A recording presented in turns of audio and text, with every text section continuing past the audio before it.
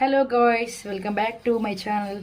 నేను అయితే చాలా రోజుల కింద ఈ తప్పుకు మాణిక్యాలని ఇందులో భద్రంగా పెట్టి మర్చిపోయినా. సో 1 ఇయర్ తర్వాత చూసేసరికి మొత్తం జిడ్డులాగా పట్టింది. సో ఇప్పుడు నేను ఏం చేద్దాం అనుకుంటున్నాను, ఏం చేసినా అంటే ఫస్ట్ చెప్తా.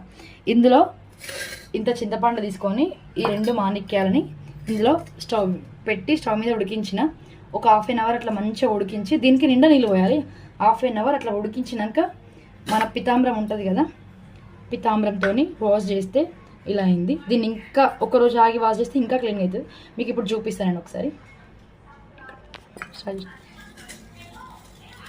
చూడండి,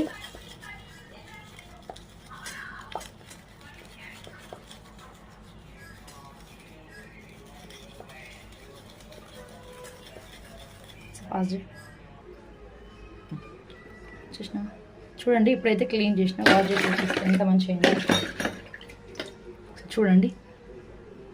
ఇట్లా ఇది నేను ఫస్ట్ టైం చేసి చాలా రోజుల తర్వాత చేసినా కూడా ఇట్లా అయింది.